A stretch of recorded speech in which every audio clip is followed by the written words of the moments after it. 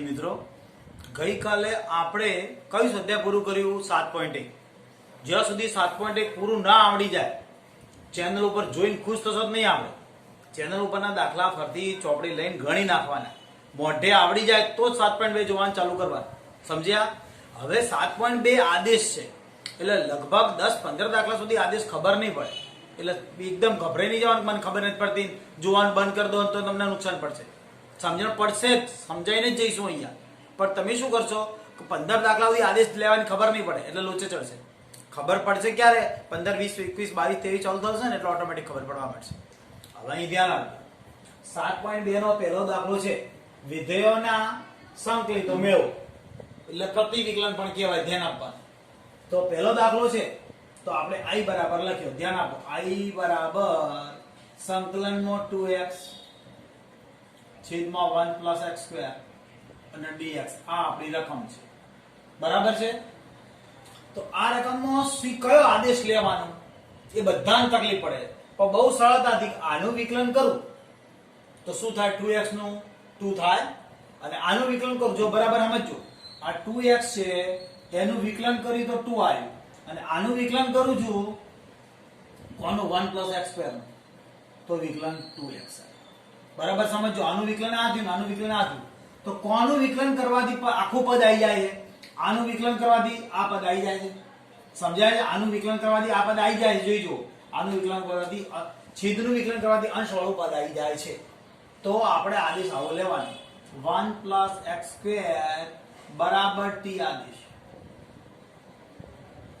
બરાબર?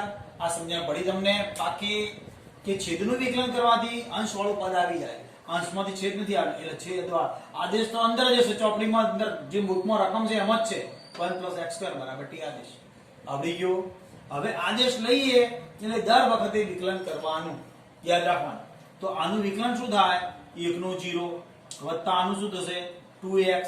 બરાબર ને? અને આ t બરાબર dt. પણ dt એકલું ના હોય, dt/dx. અને જો અહીંયા લખીએ તો શું લખાશે? બોલો, dx/dt. પણ આ સંકલનમાં આવો રિવાજ છે, ધ્યાન આપજો. અહીંયા આવો રિવાજ છે કે અહીંયા dx ડાયરેક્ટ લઈ લેવાનો અને dt. ફરતી બોલું, ધ્યાન આપજો. છેદનું વિકલન છે, અંશ વાળો ભાગ આવી જાય એટલા માટે છેદનો આદેશ લીધો. શું થયો આદેશ? 1 નું વિકલન આદેશ લીધો. હવે આનું વિકલન આદેશ લઈએ એટલે દર વખતે વિકલન કરવાનું. 1 નું વિકલન 0, આનું 2x, પછી dx, અને આ છેદમાં t છે, t ની સાપેક્ષ એટલે dt કહેવાય. પણ dt અહીંયા લખાય, t ની કિંમત 1 થાય અને dt વડે ગુણી દેખાય. એટલે વિકલન સંકલન કરતા વખતે વિકલનની અંદર પેલું dy/dx કે dx/dt લખીએ છીએ એવું નહીં લખવાનું. dx અહીંયા લખવાનું, dt અહીંયા લખવાનું. વાસ્તવિક ક્રિયા કેટલી થઈ છે? અહીંયા 2x થયું, dx થયું, dt અહીંયા આવે, આનું વિકલન 1 થાય. પણ અહીંયા ગુણી નાખશું, દર વખતે આવું કરશું. બરાબર? હવે આ અંશ વાળું પદ આખું આપણું ક્લિયર થઈ ગયું. 2x dx બરાબર dt. હવે સમજી ગયા છો ને? તો આખું કમ્પ્લીટ આ dx/dt અને આ dx ને dt લખ્યું. સમજ્યા છો ને? હવે આ દાખલો હવે કરીને લખવાનું. હવે i બરાબર સંકલનમાં આટલાની પોર્શનની કિંમત કઈ? 2x dx બરાબર dt. આટલા ભાગના બદલામાં બરાબર આ dt છેદમાં t. બરાબર? તો આટલા ભાગની કિંમત શું થઈ? dt. બરાબર? આ dt લખ્યો, અને આટલા આખો t ધારે તો એ t મૂક્યો. આવડી ગયો? હવે શું થાય? i બરાબર 1/t. 1/t નું સંકલન ક્યાં છે? આપણી પાસે છે જ નહીં. બરાબર? આપણે શીખ્યા નથી તો યાદ રાખીએ. સંકલનની અંદર નવા સૂત્રો આવશે. હવે યાદ રાખવાનું, સંકલનનો 1/x તો dx હોય તો આનું log માનાંકમાં t થાય. મેં કદાચ આ સૂત્ર લખાઈ દઉં, આ સ્વરૂપે લખાઈ દઉં. સંકલનમાં 1/ax + b * dx. આ g નું સૂત્ર છે, 12ની પરીક્ષાઓ માટેનું સૂત્ર છે. તો log માનાંકમાં ax + b + c, અને આનો જે x નો સહગુણક લખાય આગળ છેદમાં. x નો સહગુણક છેદમાં લખાય. વિકલન હોય તો કયો લખાય? વિકલન હોય તો આપણે આદેશ લઈએ, જે સહગુણક હોય આગળ લખીએ, સંકલનમાં છેદમાં લખાય. ક્લિયર? આ વ્યાપક સૂત્ર 12ની પરીક્ષાઓ માટે આપણી ચોપડીનું સૂત્ર 1/x નો log માનાંકમાં x. તો આ 1/t નું 1/t છે તો એનું સૂત્ર શું થયું 1/t નું log માનાંકમાં t વત્તા c બરાબર સૂત્ર એવું સાઈડમાં લખી રાખું છું ધ્યાન આપો શું સૂત્ર છે 1/x બરાબર સંકલનમાં 1/x dx બરાબર log માનાંકમાં x વત્તા c આ સૂત્ર વાપરીએ હવે કિંમત ભરીએ મૂળ રકમની t ની કિંમત શું છે t ની કિંમત શું હતી યાદ કરો t ની જગ્યાએ x નો 1 x નો સ્ક્વેર તો 1 x નો સ્ક્વેર આ t ની કિંમત ભરી દે વત્તા કા નથી t છે વત્તા c બરાબર આ આપણો જવાબ છેલ્લો હવે આ જ દાખલો બીજી રીતે ગણતા હોય છે આ જ દાખલો આપણે બીજી રીતે કેવી રીતે ગણાય તો ધ્યાન આપીએ અહીંયા બીજી રીતે શી રીતે ગણાય આનો આ પહેલો દાખલો છે ધ્યાન આપજો બીજી રીતે ગણું છું તો બીજી રીતમાં શું છે આવી રીત કોકને આવડે તો ધીરે ધીરે આ દાખલા આવડશે આ રીતે આવી રકમ છે 2x છેદમાં 1 x સ્ક્વેર dx તો કરવાનું શું તો આપણે અહીંયા રકમ છે કેવી રકમ છે 1 x સ્ક્વેર dx તો d/dx કઈ લખાશે 1 x સ્ક્વેર d/dx લખી એનો મતલબ આનું વિકલન 2x ના બદલામાં લખાય 2x ના બદલામાં આવું લખી શકીએ આનું વિકલન કરતા આ જાય હવે આવું એક સૂત્ર છે કે સંકલનની અંદર અહીંયા fx આપ્યો હોય અહીંયા f' છે નીચે fx આપ્યો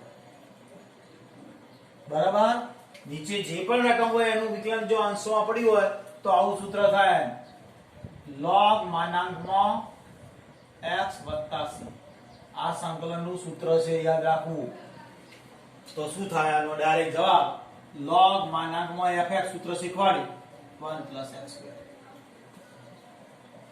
બરાબર આદેશ ન લેવો હોય તો આ રીતે થાય અંશનું વિકલન છેદનું વિકલન અંશમાં પડેલું છે આ છે આ રકમનું વિકલન અહીંયા ડેશ એટલે તો આ રકમનું વિકલન થયું આ ડેશ કરો તોય ચાલે d/dx લખો તોય ચાલે બરાબર હવે આ છેદનું વિકલન અંશમાં પડેલું હતું માટે log માનાંકમાં લખાય અને આદેશ તો તમને શીખવાડી આવડી ગઈ ચિંતા નહીં કરવાની બીજો દાખલો ફરતી શીખવાડજો ઓટોમેટિક સમજાશે પહેલો ખબર પડી ગઈ પહેલો ધ્યાનથી જોઈ જવાનો 2-3 વખત ઉતાવળ નહીં કરવાની હવે એના પછીનો લઈએ છીએ જો મિત્રો બીજો દાખલા માટે આપણે રકમ છે i બરાબર સંકલનમાં કઈ રકમ છે log x નો વર્ગ ભાગ્યા x અને dx હવે સમજો આપણે આદેશ તરફ જવાનું છે કે આદેશ કયો લઈશું એ બરાબર જઈશું આપણે આદેશ તરફ તો આદેશની અંદર આપણને શું કરવું કયું લેવું તો જો અંશનો ભાગ કયો છે log x રકમ તો એટલી જ કહેવા છે ને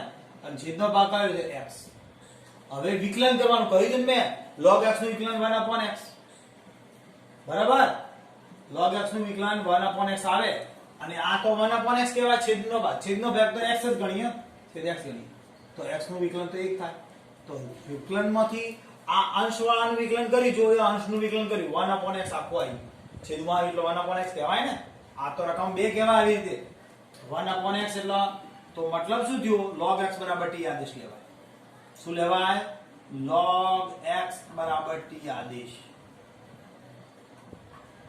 તો આનાથી ફાયદો થયો સમજો કે 1/x log x નું 1/x અને આ dx તો અમને અને અહીંયા dt ખબર પડે ને અહીંયા dt અહીંના બદલામાં અહીંયા લઈ કાઢે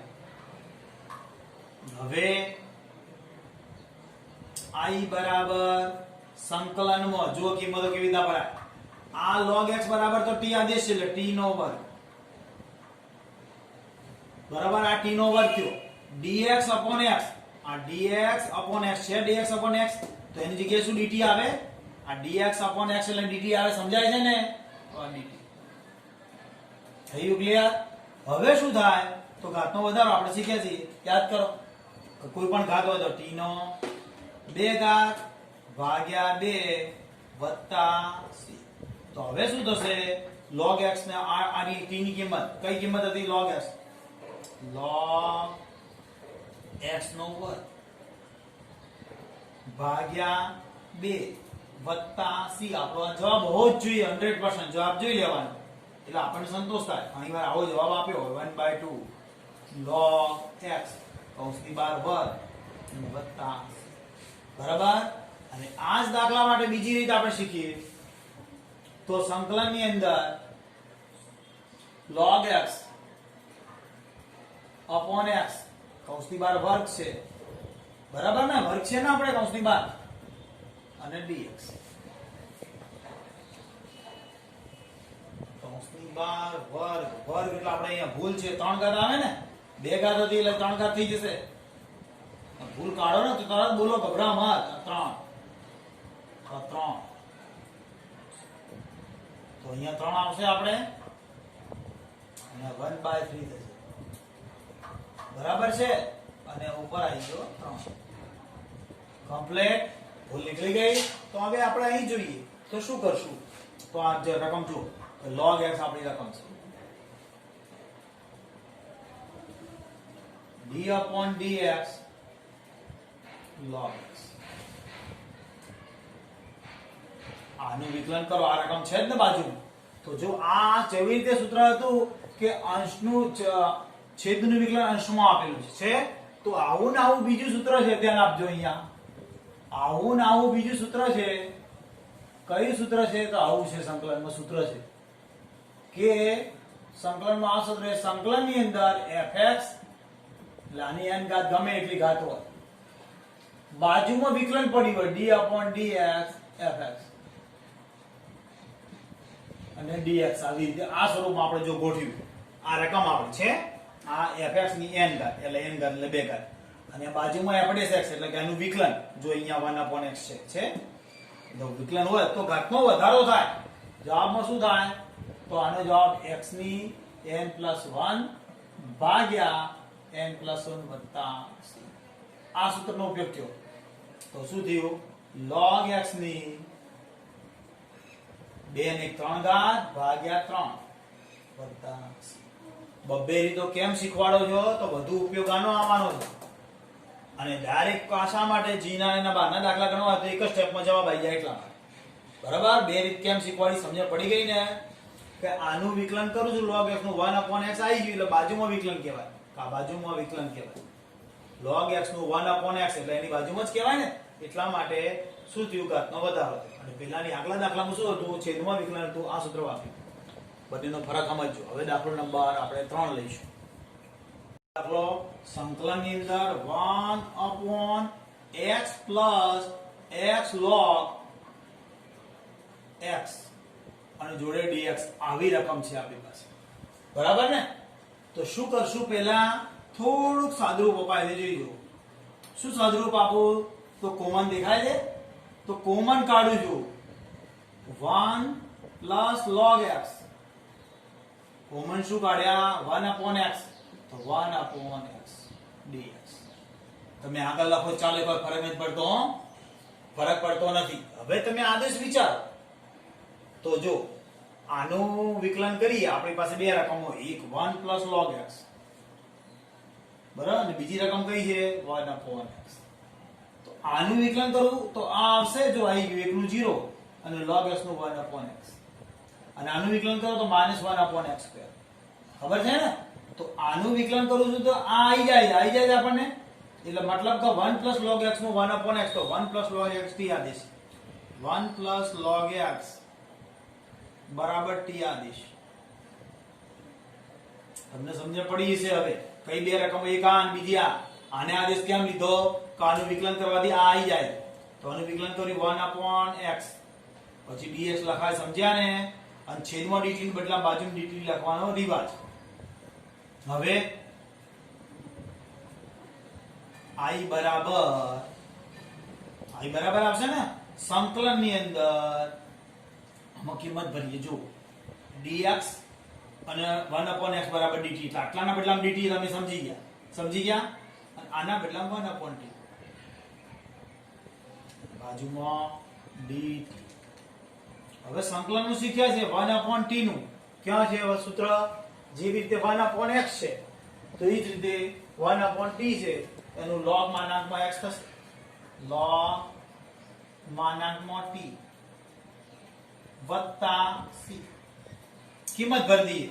કમ્પ્લીટ દેખાય છે ને? દરેક સુધી દરેકને કમ્પ્લીટ દેખાય છે.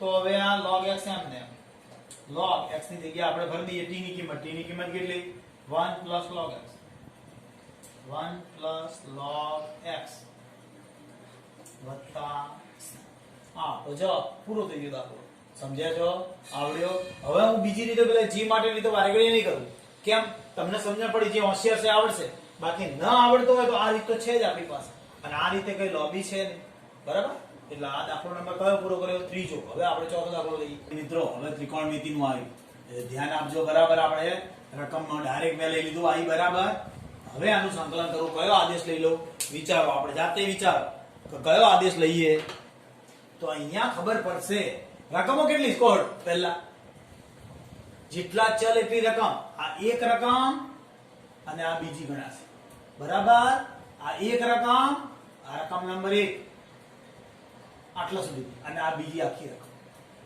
આનું વિકલન કરીશ sin નું તો cos થઈ જશે આ બરાબર આનું વિકલન મારે આટલો જ આદેશ લેવાશે કેટલો લઈશ cos x = t થોડું મગજથી વિચારતા રહો cos x = t આદેશ કેવી રીતે ખબર પડી સમજાવ આ sin નું વિકલન cos થયો પણ આ ટુકડો થયો આખાનું નથી એટલે હું sin cos x = t લઈશ એટલે એનું વિકલન શું થશે cos નું શું થાય માઈનસ sin ને આ જો અહીં લખેલું છે cos નું માઈનસ sin હવે તો યાદ રહી જવું જોઈએ માઈનસ sin x dx ખબર પડી ને હવે છેદમાં dt ના લખાય અહીં લખાય તો sin x dx બરાબર માઈનસ dt ખબર પડી હવે i બરાબર કેવી રીતે કિંમત ભરાય છે જો આ sin x ના dx આ sin x dx અહીં આવશે ને બરાબર ભૂલ છે તો sin x ના dx આ બરાબર આખું sin x dx બરાબર માઈનસ dt આટલા ભાગની અંદર માઈનસ dt આવી સંકલન ની અંદર માઈનસ dt બરાબર અને આ sin m ને અને આના બદલામાં t કોના બદલામાં cos ધારે તો આપણે તો એટલા બદલામાં t સમજાણું બરાબર શું કર્યું ફરીથી કહું આ sin x dx આટલો ભાગ એની બરાબર માઈનસ dt તો માઈનસ dt આ sin m ને અને આની જગ્યાએ cos x ની જગ્યાએ t ધારે t આવી તો હવે આપણે શું થશે તો માઈનસ 12 કરી દઈએ સંકલનમાં sin t dt તો sin નું સંકલન આપણને આવડવું જોઈએ શું થાય sin નું cos છે કે માઈનસ cos છે જો આ sin છે માઈનસ cos આવી ગયું sin નું માઈનસ cos આવી ગયું તો એક તો માઈનસ હતું અને બીજું માઈનસ cos t આવશે ને t છે cos t વત્તા હવે આ માઈનસ t sin નું માઈનસ cos ખબર પડે ને sin નું માઈનસ cos એટલે minus minus plus cos t આ cos t જવાબ તરત જોઈ લેવાનો આપણે દરેકે વત્તા હવે આપણે આની બદલામાં કિંમત ભરશું કોના બદલામાં t ના બદલામાં તો cos કૌંસની અંદર t ના બદલામાં cos t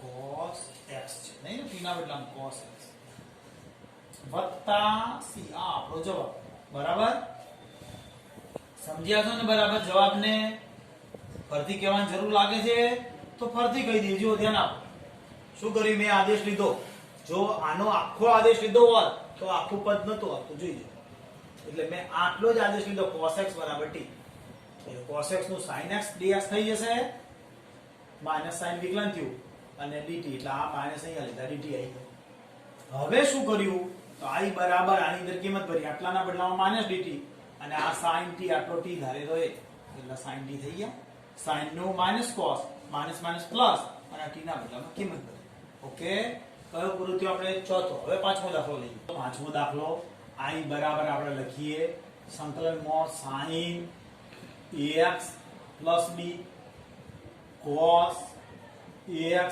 + b બરાબર અને અહીંયા dx તો આના આધારે આપણને એક સૂત્ર બેસશે 2 વડે ગુણીને 2 વડે ભાગ્યું 2 sin ax + b 2 sin ax + b અને cos ax + b અને જોડે dx દરેકમાં આદેશ આપે જરૂરી નથી એટલે આદેશ વિનાના દાખલા ઓળખતા શીખવું પડે કે આને 2 વડે ગુણીને 2 વડે ભાગ. તો આપણા પાસે સૂત્ર હતું, યાદ કરો બરાબર. કયું સૂત્ર હતું? sin 2θ બરાબર 2 sin θ cos θ. આવું સૂત્ર હતું, યાદ કરો. તો આપણી પાસે શું છે? આ 2 sin θ cos θ છે. તો આનું શું થશે? ઉલટું 1/2 એમ ને એમ સંકલન ની અંદર આ sin 2θ એટલે sin 2 અને θ ની જગ્યાએ ax b. સમજ્યા બરાબર ને? dx. શું કર્યું છે? બીજું કશું જ કર્યું નથી. 2 વડે ગુણીને 2 વડે ભાગ્યા પહેલા, પછી આનાથી સૂત્ર બની ગયું sin 2θ વાળું, એટલે sin 2θ કર્યું. હવે આપણે સંકલન, સીધું સંકલન થાય તો કોઈ ઘાત છે નહીં, તો sin નું 1/2 એમ ને. હવે sin નું સંકલન શું છે? યાદ કરો, માઈનસ cos. બરાબર છે? આ sin નું સંકલન માઈનસ cos દેખાય છે. sin નું માઈનસ cos. વારે ઘડી સૂત્ર નહીં બતાવું. હવે આ સૂત્ર પછી કાઢવાના છે. sin નું સંકલન માઈનસ cos. એ sin નું સંકલન શું થશે? માઈનસ cos કેટલા થીટા? 2θ. એટલે આપણે આનું આ લખાશે 2ax વત્તા અને વત્તા આ આખો કૌંસ પૂરો થઈ ગયો આપણે વત્તા c. પછી આનું વિશેષતા શું?